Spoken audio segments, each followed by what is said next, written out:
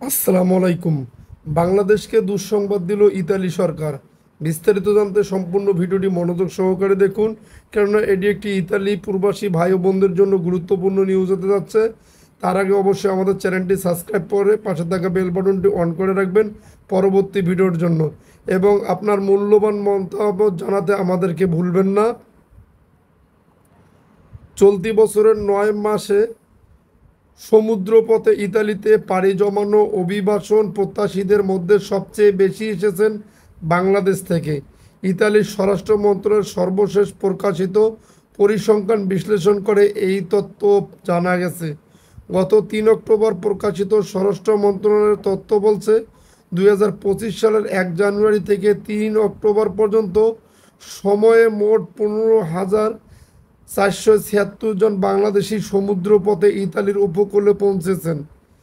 দেশ অনুযায়ী হিসেব করে দেখা গেছে, চলতি বছর ইতালিতে সমুদ্র পাড়ি দিয়ে আসা অভিবাসীদের মধ্যে বাংলাদেশিদের এই সংখ্যা অন্য যে কোনো দেশ থেকে আসা অভিবাসীদের মধ্যে সর্বোচ্চ। দেশভিত্তিক হিসাবে আগতদের ৩০%ই ছিলেন বাংলাদেশি। এদিকে পরিসংখ্যান অনুসারে চলতি বছর ইতালির উপকূলে আসা মোট অভিবাসীর সংখ্যা ২০২৪ সালের তুলনায় কিছুটা বাড়লেও ২০২৩ সালের তুলনায় অনেক কমেছে।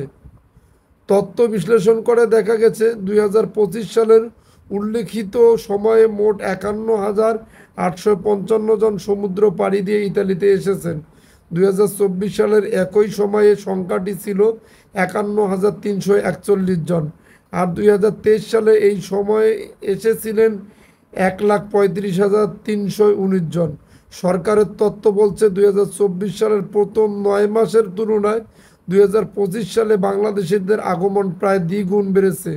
২০২৪ সালে এ সময়ে ৮,৫২৬ জন বাংলাদেশি ভূমধ্য সাগর পাড়ি দিয়ে ইতালিতে এসেছিলেন। এবছর তা বেড়ে ১৫,৪৭৬ জনে দাঁড়িয়েছে। পরিসংখ্যানে ভূমধ্য সাগর হয়ে ইতালিতে অভিবাসী আগমনে একটি গুরুত্বপূর্ণ পরিবর্তন লক্ষ্য করা যাচ্ছে। আফ্রিকা মহাদেশের দেশগুলোর তুলনায় দক্ষিণ এশিয়ার দেশগুলো, বিশেষ করে বাংলাদেশ থেকে অভিবাসীদের আগমন ক্রমেই বাড়ছে। বাংলাদেশিদের পর সর্বাধিক সংখ্যক অভিবাসী এসেছে ইরিত্রিয়া ও মিশর থেকে।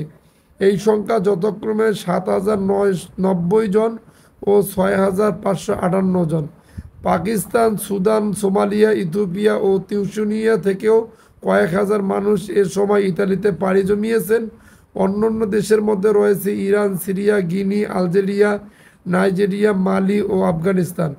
আরও কিছু অভিবাসীর পরিচয় যাচাইয়ের কাজ এখনও চলমান। প্রতিবেদনে দেখা যায়, ২০২৫ সালের মে থেকে সেপ্টেম্বর পর্যন্ত সময়টি ছিল অভিবাসনের প্রধান মৌসুম।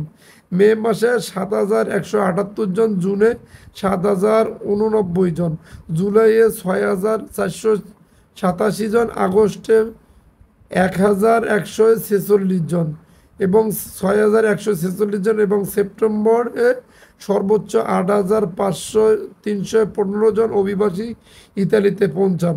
অক্টোবরের প্রথম দিক পর্যন্ত আগমন প্রায় স্থবির হয়ে পড়েছে। অন্যদিকে অভিভাবকহীন অপ্রাপ্তবয়স্ক একক অভিবাসীর সংখ্যাও কিছুটা বেড়েছে। এ বছরের ২৯ সেপ্টেম্বর পর্যন্ত মোট ৯,১৫৬ জন শিশু ইতালিতে পৌঁছেছে, যা গত বছরের একই সময়ের তুলনায় সামান্য বেশি হলেও ২০২৩ সালের উল্লিখিত সময়ের তুলনায় অনেক কম।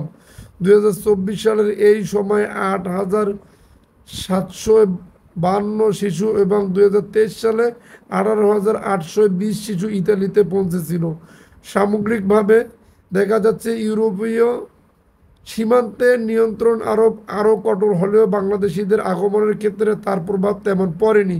ভূমধ্য সাগরীয় উপকূলে ক্রমেই স্পষ্ট হয়ে উঠছে উৎস।